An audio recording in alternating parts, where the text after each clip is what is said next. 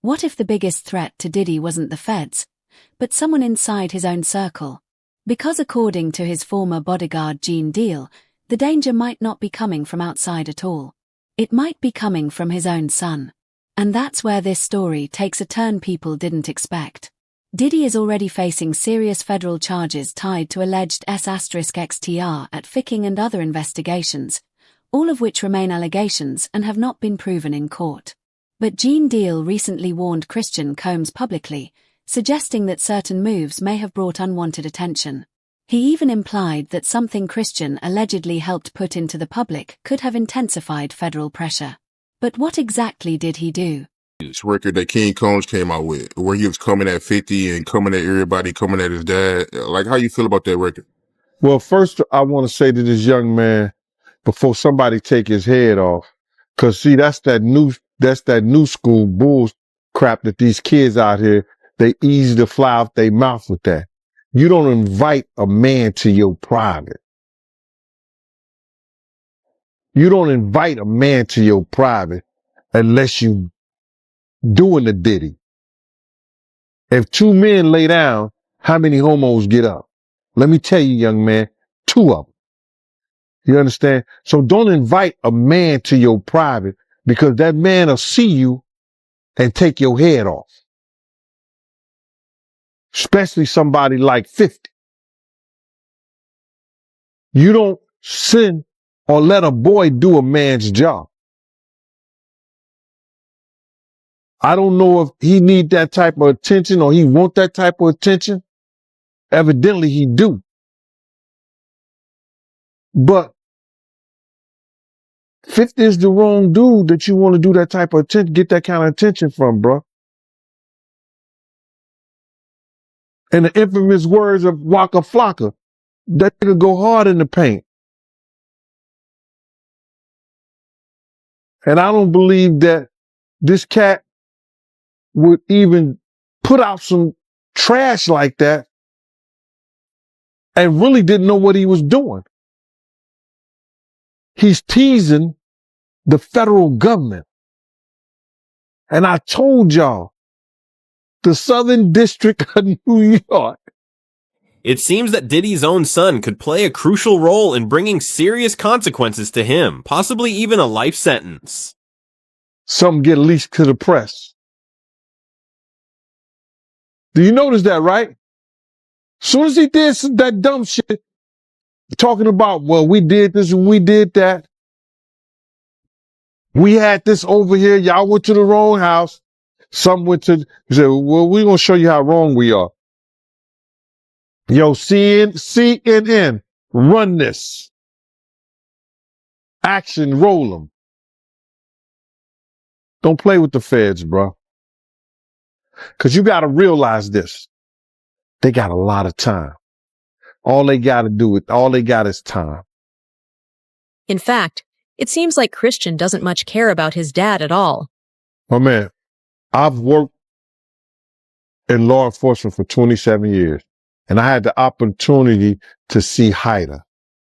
It's a place, whereas they have the state, the feds, the NYPD, the Department of Corrections, and the state police.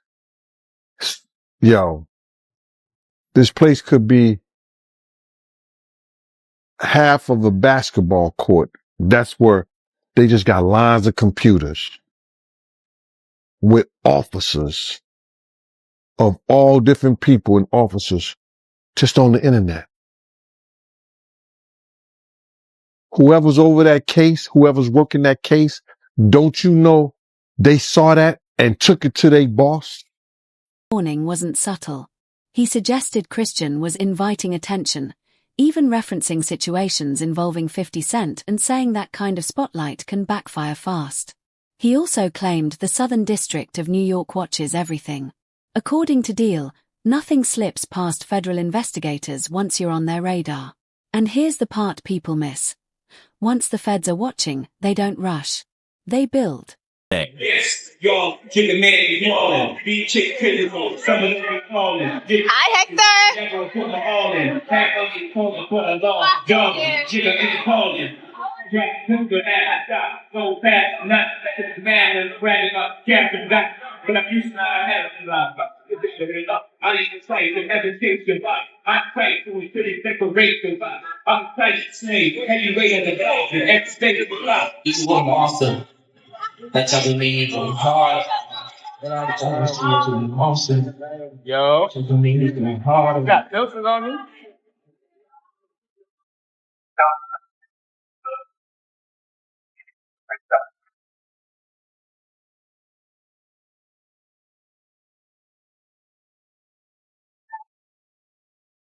You here? See what's going on? Lady on in the building. There we go.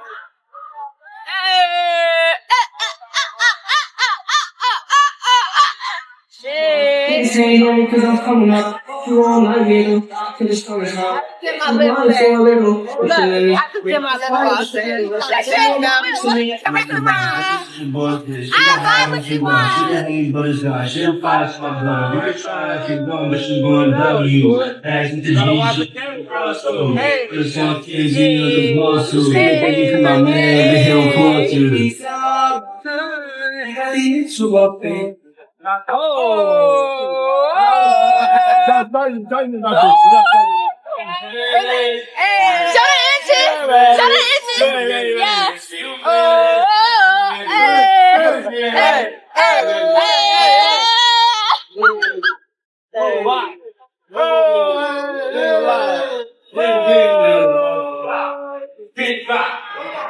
I'm dead to G. I'm in the 30s. On this the yeah. On this the I love you. I'm going to be helpful. I never let you walk through to me. Come dreams.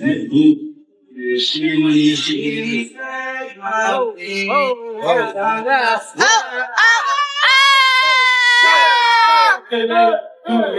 oh, Tony, got a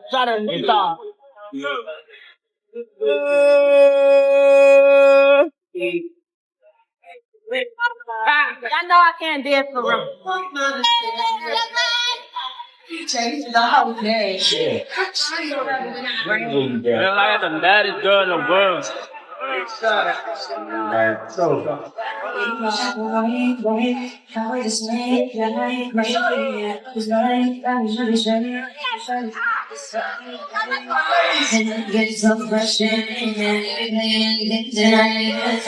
Then came allegations that footage involving Cassie surfaced publicly at a critical moment. Some online speculate that the timing of that release may have increased legal pressure on Diddy, though there's no confirmed proof of who leaked what. Around the same period, Diddy was denied bail multiple times. That's confirmed. And each denial signaled that the court viewed the situation as serious. But that wasn't the only problem brewing.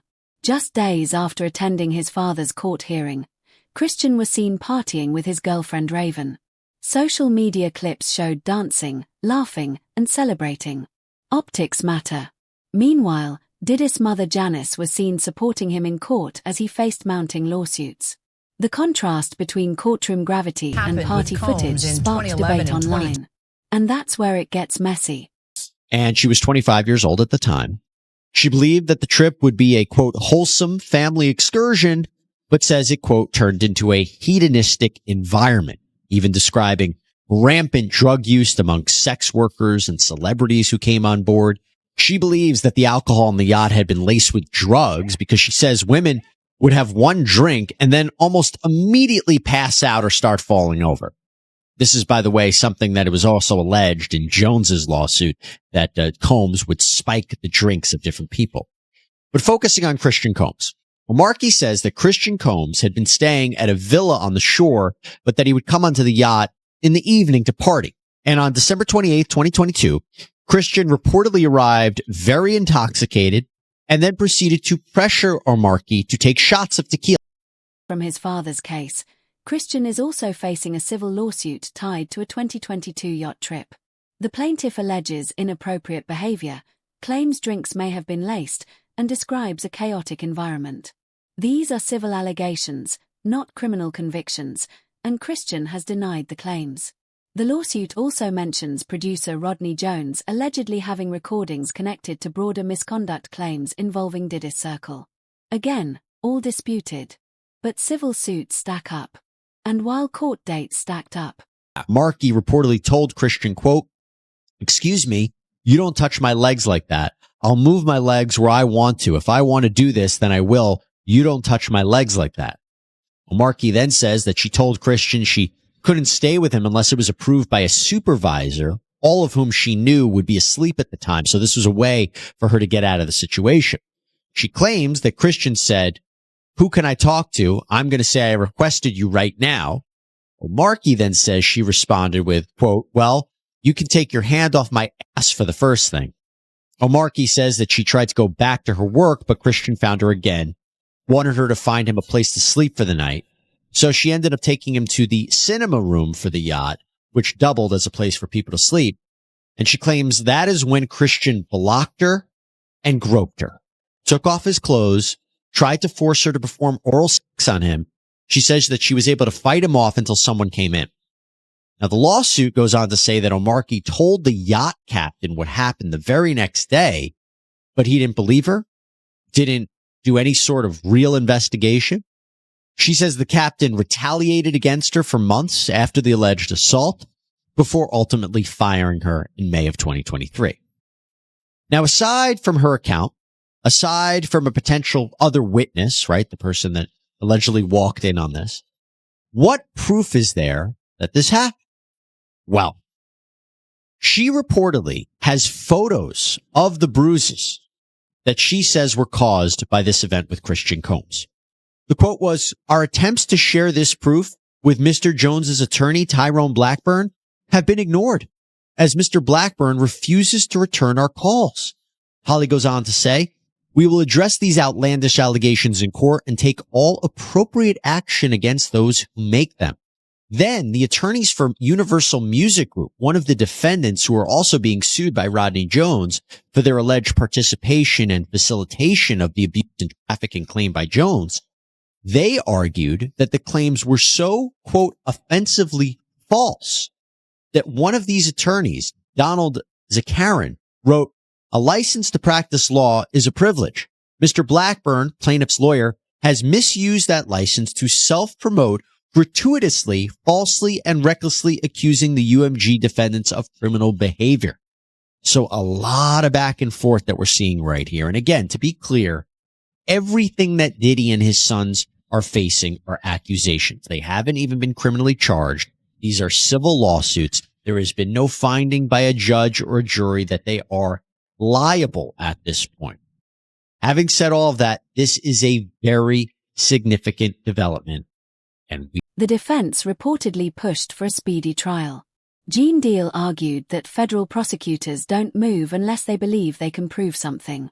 Reports have mentioned over 170 potential witnesses and large volumes of seized materials.